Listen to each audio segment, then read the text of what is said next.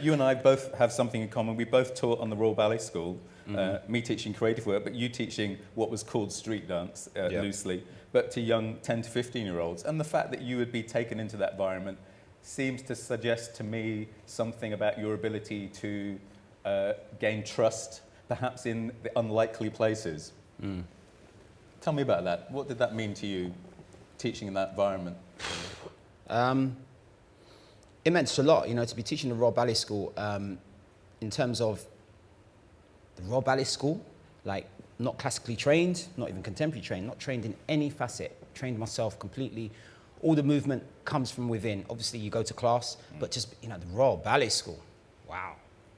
I walked in the first day, it was like, oh gosh, this is crazy. But I think it's good because the sector is changing in terms of dance. There's more of an open-mindedness to how we move, because I think choreographers now, the big choreographers out there doing the work, they don't want necessarily a classical trained dancer or a contemporary trained dancer or a hip-hop trained dancer. They want a dancer that can do what they want on stage. So if you can bring in different facets, different skill sets from different genres, I feel that is really important. So my point is, I was chuffed. Obviously, I was at the Royal Ballet School, but I was also happy that there was this opening and there's this open-mindedness, rather, that they could actually allow me to come in. Good. Listen, I want to wind the clock back to something that happened before that, and because I know it's very significant in your development. Tell us about Live Vibe. Live Vibe is a concept that has been amazing in terms of, it started at the Spitz in the late 90s, and it carried on to 2007 when Live Vibe actually, sorry, not Live Vibe, Spitz, the actual Spitz actually closed down. But between that period, that was like a playground for me in terms of finding out how to MC, how to host, how to produce. I'm sorry, I need to interrupt you. You say it started. You started it. Yeah, I started it. Okay, yeah. Cool. Okay. I started it, but I'm anyway, all right. So I started it, but it was a playground for me in terms of finding out about myself, because I was quite an angry person who was like, oh, what am I going to do? I want to do this, I want to do that, I want to experiment with this, and I don't know. But the most important thing it brought people together in terms of communities, dance communities. Every dance company that's out there now, there's people that probably people have seen on TV. In their teens, they were on that stage at the Spitz. And the Spitz closed down in 2007, and there was this void. What are we going to do? Unfortunately, Sadler's Wells took it on, but then we rebranded and renamed it and called it Live Vibe, because at the Spitz it had no name. So we came here and we brought the Live Vibe kind of feel. And fortunately, it just went international after that. It went to Zimbabwe, it went to Hong Kong. It's just a tool. It's just an exciting tool where anything can happen, but you get live work as well. Excellent. And listen, there's something I want to let this not be the elephant in the room. Like this evening, what's this evening about, Hakeem? Like, is it because you has the ego the size of the Albert Hall? Or, why is we here, man? Why is we here, man?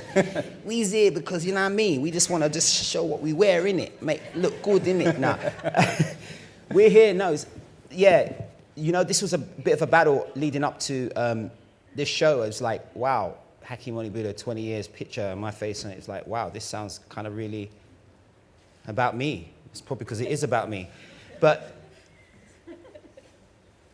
I want to big up the Arts Council for funding this, and in my application, I had to really clearly state why I wanted to do this show, and a lot of the words I used in the application were people in the audience, aspiration, inspiration, relatability. I talk about tangible stuff. We always turn our TV on and we see people on TV, they're doing amazingly. You're like, oh, I'm so inspired, but can you actually call them up? Can you walk past them? Can you meet them at dance works? Can you go for a coffee with them? For me, that's over there, but a lot of people in this room, probably, 80, 90% of the people in the room know me. I can walk past them. And if I can give them something small that triggers something in their mind, I think it's more tangible because they know it's not like, oh. Basically, it's about giving people that inspiration to do what they need to do. And I don't mean they have to start a dance company. It could just be they have a small block in their career somewhere, and there's something that's said today, or there's a piece of movement which unlocks that, which allows them to move forward and move on strong. I'm going to make an observation, which is, and thank you.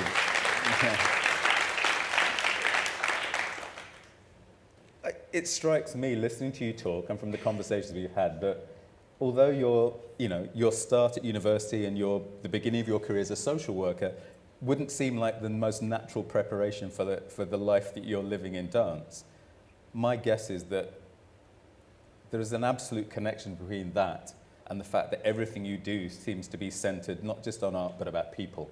Yeah. And I think that's very strong. So you mentioned you were an angry young man. If we brought you as a sort of 20-year-old into the room and sat him right here, would he look like the person you are is sitting in the chair there?